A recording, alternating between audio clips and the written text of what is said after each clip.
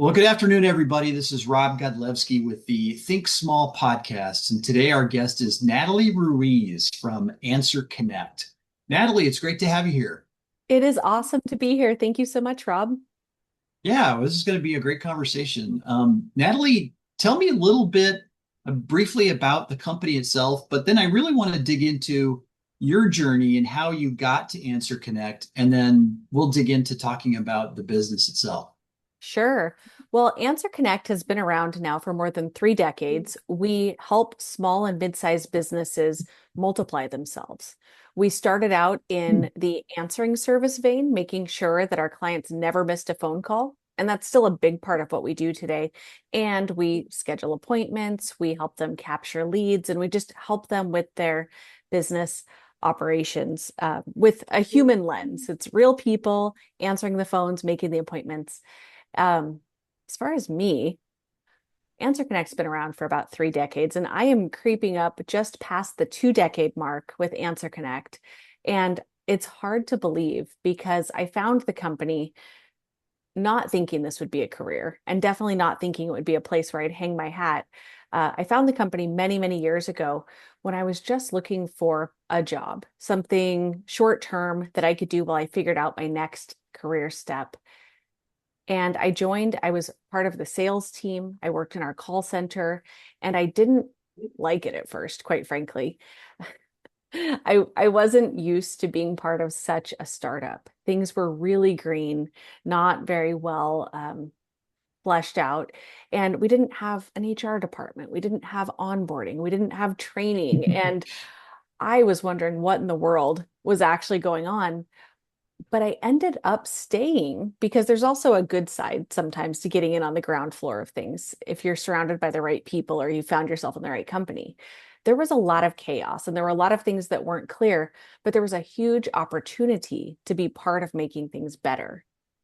And I had a chance encounter with the founder of the company, who was the CEO at the time, and he asked me for some of my feedback when I was really new. And I went ahead and gave it, but I didn't think anything would come of it. What I saw was that actually changes did start happening based on that feedback. Interesting. So was this a like an informal kind of chance meeting with the CEO, or was it something that the culture had instilled about getting feedback from the employees? Well, from a very new employee perspective, it was very impromptu. Now, I don't know Okay. at the time if this was something that was just done. Now, knowing our company culture, I think that it wasn't a process that was written down anywhere because we were such a startup. But this asking for feedback and using feedback was really ingrained even at that point. And we were small. We were maybe 30 or 40 employees.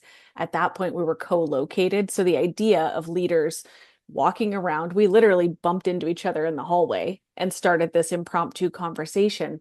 But I do think that happened pretty frequently. So it's really interesting though that the business is 30 years old or over 30 years old, Yeah. but it's all about working from anywhere. That was, at least in my mind, that was not a very common concept 30 years ago.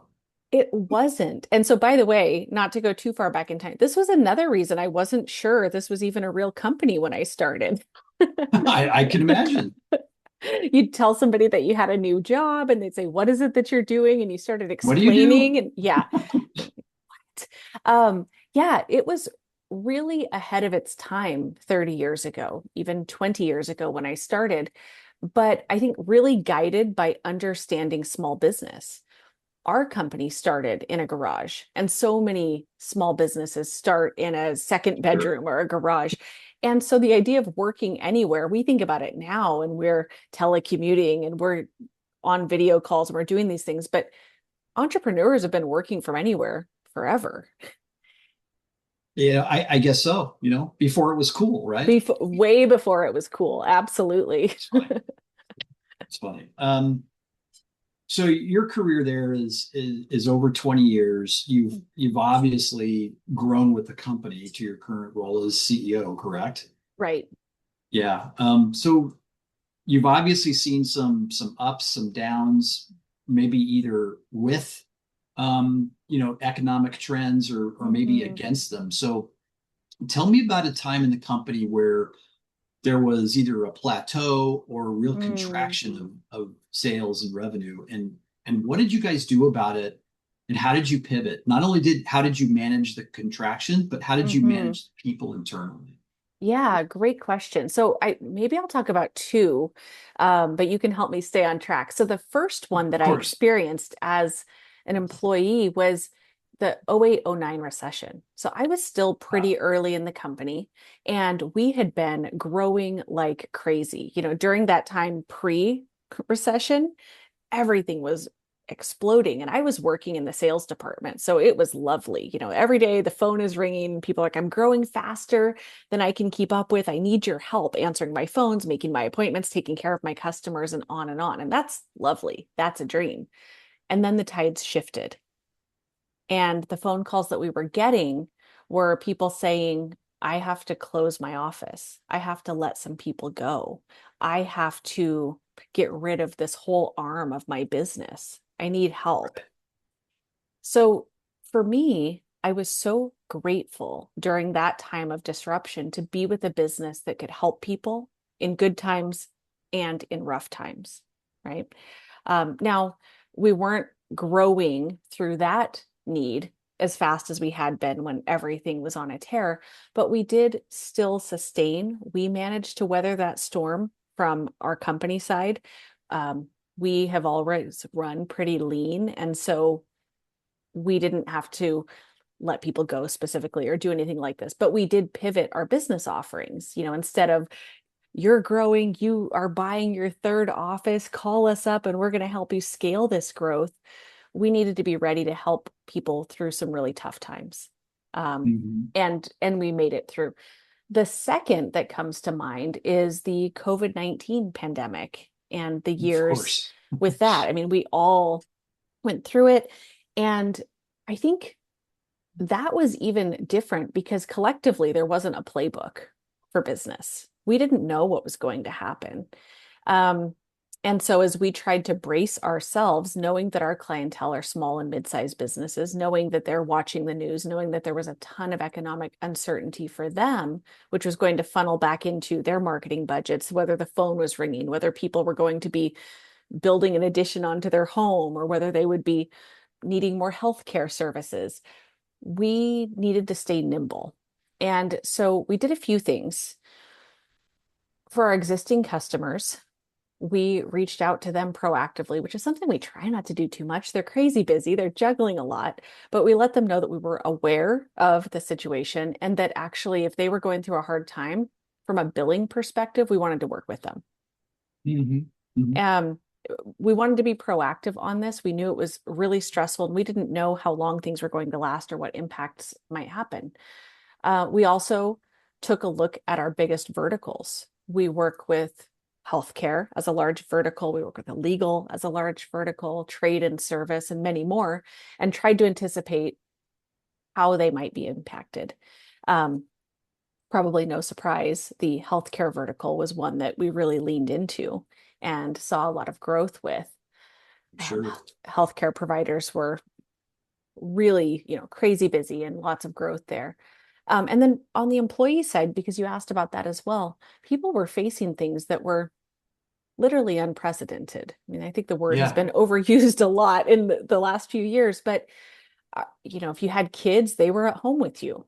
If you had multiple generations in your house, you had different layers of concern sometimes. And from a work perspective, there was so much disruption. And so when it came to the, HR playbook or the policies, the procedures, we really had to just try to take a look through a lens of what made sense, what was right, and what aligned with our core values and go from there. That's that's that's kind of inspirational. From the fact of, first of all, listening to your customers, figuring out new products and services to deal with what they're going through is, rather than just, here's our shopping list, pick what product or service you want, that speaks a lot to being able to manage this. Now, what I want to talk about, because I'm interested in this personally, is Hmm. you're you're building a business based on supporting a work from anywhere type of mentality. Hmm. And now COVID comes around, and it's not just work from anywhere, it is work from home. Right. Because, shoot, for some of us, you couldn't go anywhere if you wanted to, for most of Right. us. Yeah. Um, I can imagine where your business really scaled up during and post COVID. But now there's been a lot of talk in the news. There's been some major Wall Street banks, in fact, demanding return to office Mm. 4, if not 5 days a week. So first of all, I guess the two-part question is, how do you navigate between work from home and work from anywhere versus the some demands out there of return to office? Yeah. So for the vast majority of organizations who are in the news, in the headlines, doing a return to office, I would say I am somewhat skeptical as to what the benefits are for a full 5 days a week, let's say. Um, and I don't know. I do think that for those that jumped into remote work or work from anywhere during the COVID-19 pandemic, they may not have had the structures, the culture, the processes to really thrive. And so it wouldn't shock me if their data looked like working from home wasn't a huge win, right? They had to jump into the deep end without preparing for it, without kind of building that scaffolding. We didn't, luckily, we jumped into working from anywhere back in 2007. And so we Right. had a big head start on figuring out a lot of the hard things. I do think there's value in coming together in person. We do so. We have a couple of offices around the globe, and we also rent offices. These days there's co-working spaces and the like. We do meetups, we do events with clients, and it's so great to connect in person. It's amazing to see who is, almost 7 feet tall, or who has the coolest sneakers, or who changed their hair from the last time you saw them, but I would agree. you don't have to see them every day. Most of the work that we do is on our laptop, and I've been working from home for so long that I'm easily distracted in an environment where people are talking around me. If I go into an office, that is usually a collaboration day where we are intentionally together to work on a project, to come out the other side with, we've accomplished these things, or even just for team building. I think there's a lot of value in that. As far as jumping in my car and commuting in traffic and then sitting and staring at my laptop all day, I don't see a ton of value. I think it's going to be different per business, per organization. Organizations have different cultures. So I'm not judging, but I am questioning because we've been having a mostly remote workforce for a very long time, and we've seen so many upsides to flexibility. Casting a wider net for talent, not just folks who are within a commuting distance of your brick and mortar, allowing flexibility. Some people are morning folks. Some people are night owls. Some people have kids that they need to pick up from the bus. Some people have a dog that loves to get a walk at 3 o'clock. These should not be deal breakers when it comes to employing the best people. Yeah, yeah, I totally agree. I remember being in some very old school corporate environments where the HR leader would walk around the office at 4:30 on a Friday afternoon, and you know what he was doing. He was just Yeah, making sure people were still at their desks. I And I don't miss that. And I don't think it breeds the culture for innovation, for thinking, for taking chances, and for trusting each other. yeah.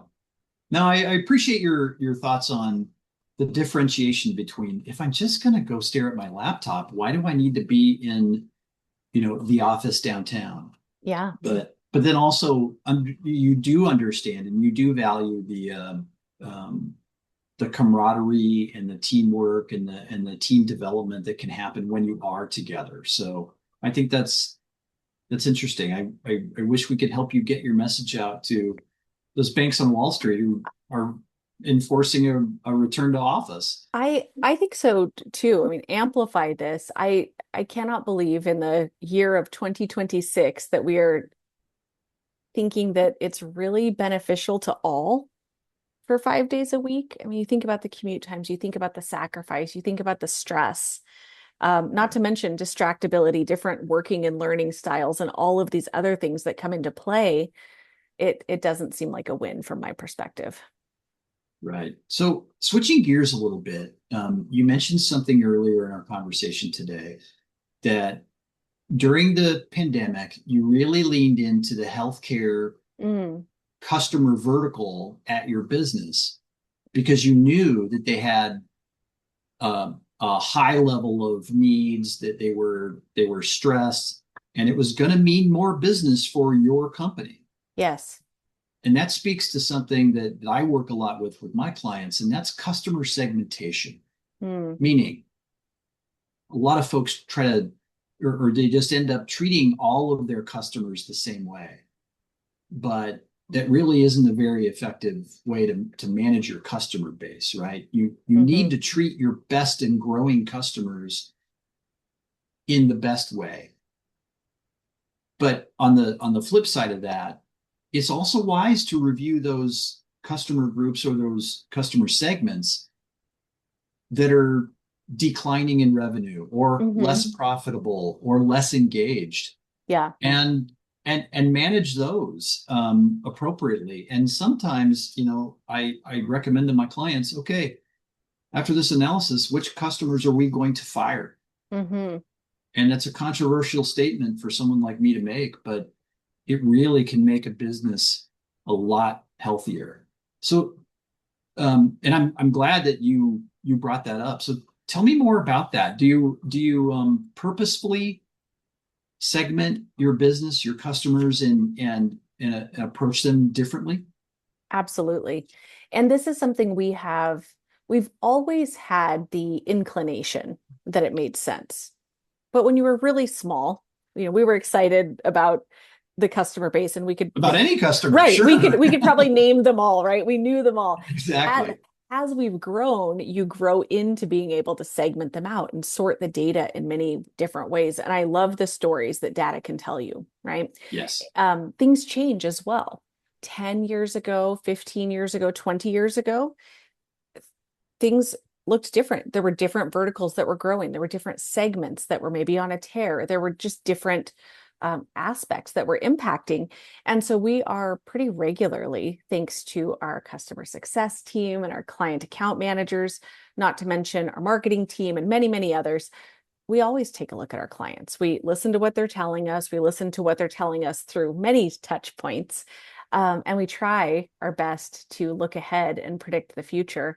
Um, Within our organization, which has grown a lot over the years, we still see value in having small focus teams.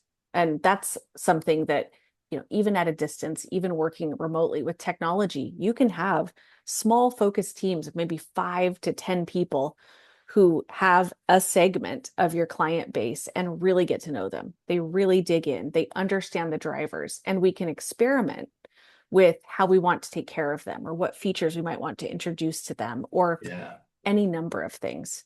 Um, So when you say focus teams, mhm. you're really meaning a customer focused team or industry or segment focused team, correct? Sure. Yeah, Yeah, sure. gotcha. And by the way, we've probably sliced and diced that in many ways. We've tried, should it be regional? Should it be time zone? Should it be vertical? Should it be Sure. so, but yes, currently that is exactly where we're at, Rob. Okay. Okay, great. Yeah. Um, and you have a number of different service offerings under your corporate umbrella that hmm help businesses thrive in their working from anywhere environment. Um, do you also take that segmentation approach to your service offerings? Do you analyze them and and pivot when maybe one service offering isn't really doing it for a certain customer type? Or We talk to me about do. your Yeah, we developing those do. service offerings. We do, and we have. I think that one of the lessons that I've learned the hard way, and I think as an organization we have, is even when you have a great idea, it makes sense to test it, right? We're so excited, but maybe test it, right? Iterate it. Make sure that that great idea is actually going to work when it gets some oxygen. And like I said, I've learned that the hard way. And I think the same is true with service offerings. We think everybody is going to want scheduling, and actually a lot of people do, right? Which is really great. However, we discovered that there are some complexities in some industries with the way that they schedule, or they're so used to doing it one way or the other, Right. that we need to alter the way we offer this.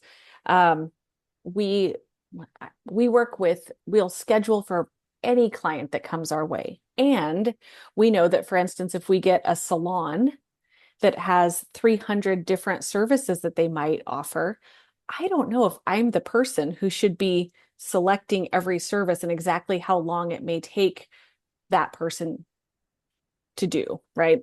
And so that's just one small example. The same with a health spa, right?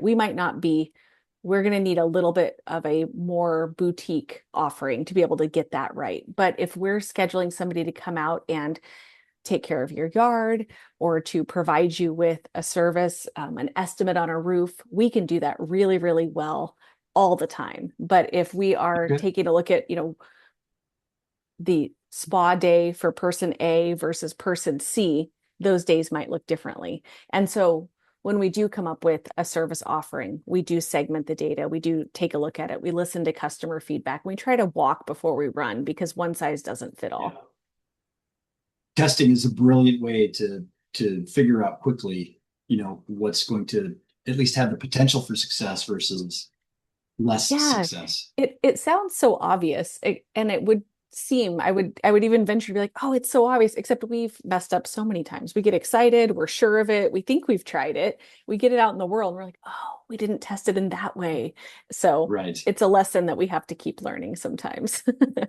Customers provide pretty valuable feedback if you just ask them. Absolutely, absolutely. Yeah, that's great. So, how long have you been the CEO of the company now? I was promoted to CEO in 2015. So Okay, that puts me at a little over a decade. a little over a decade. That's fantastic. And then what are you seeing for the business? Boy, you are literally in the thick of how business runs its business, and you have been for 30 years. So, Yeah.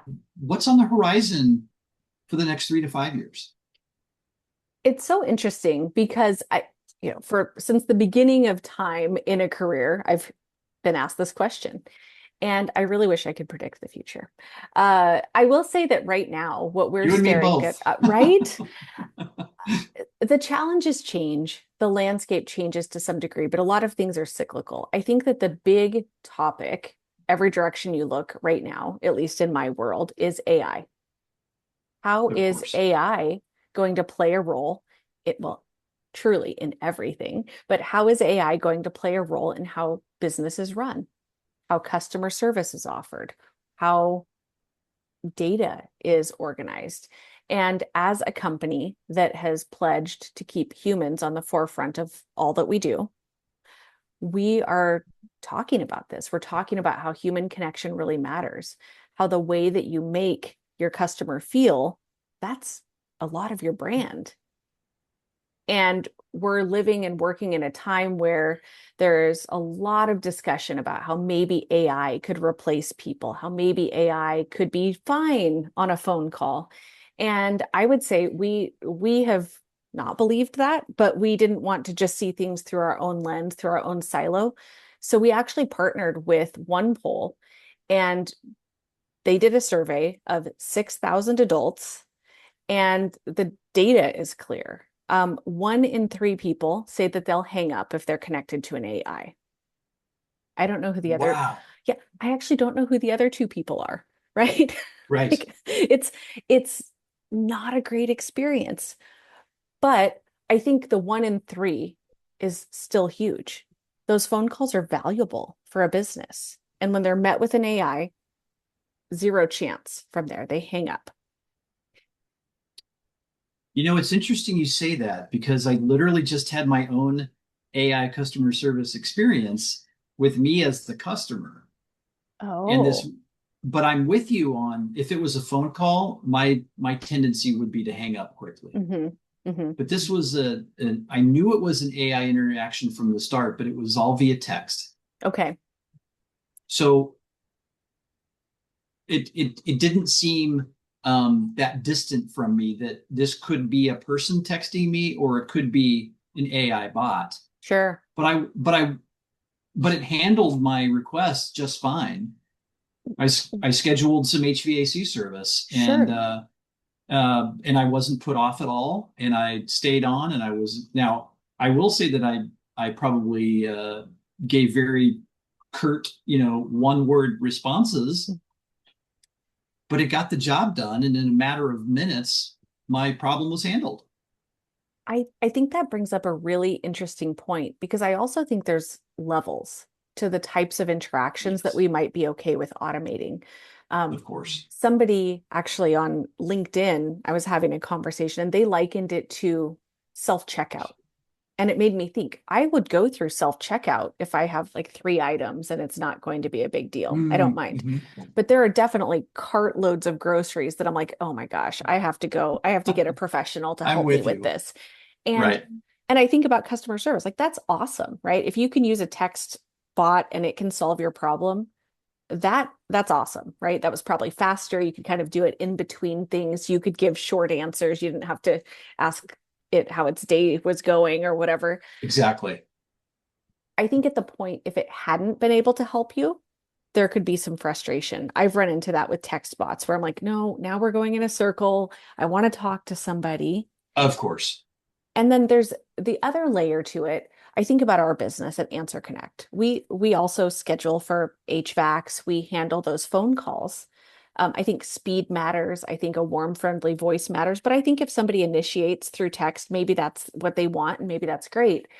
But I also think of the other types of calls that we handle. We answer for attorneys. We answer for healthcare. I mentioned this. And you don't always Mhm. call your healthcare provider or your attorney when you're having a great day and everything's going well. Absolutely right. And in those interactions, I think we need to have levels. And AI is here. It's in probably many ways going to get better. And we're using it, by the way, on the back end. We use it to help with call routing. We use it to offer transcription to our clients so they can see quickly what's taken place and in a myriad of other ways.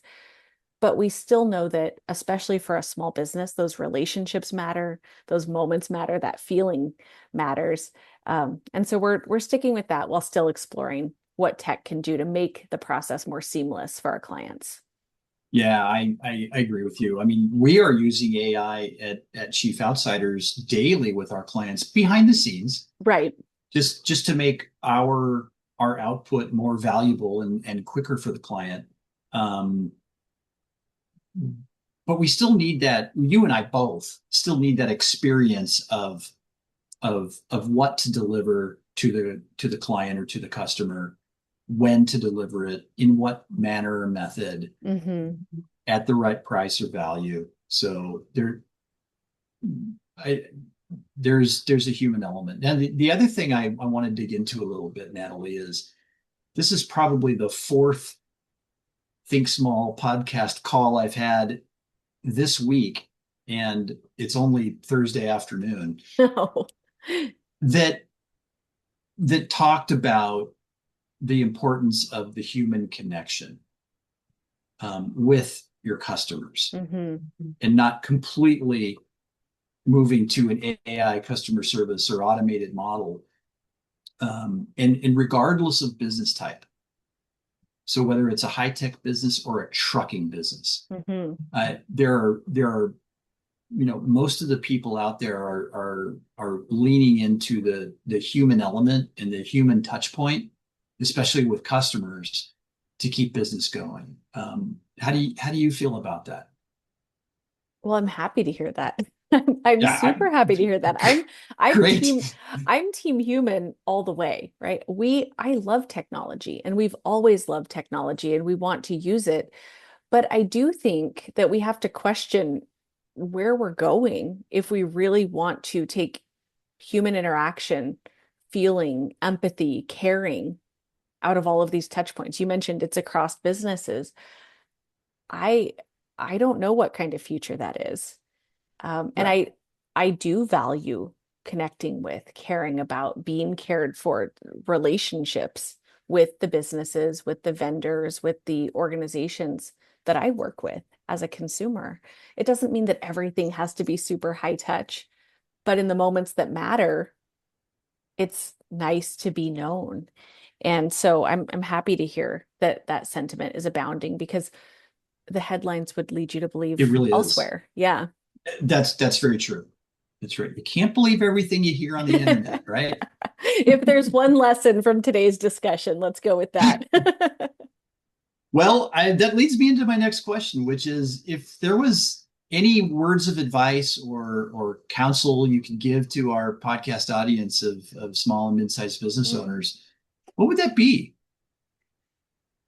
Uh, I I think what I've seen over 20 years in this business and talking to thousands and thousands of business owners, it's really doing the right thing will pay off. Treating people well, doing the right thing, erring on the side of your client or on being generous, there's a great ROI to that. Not only do you feel better about the kind of human that you might be in the world, but it really matters. Reputation is really the only currency.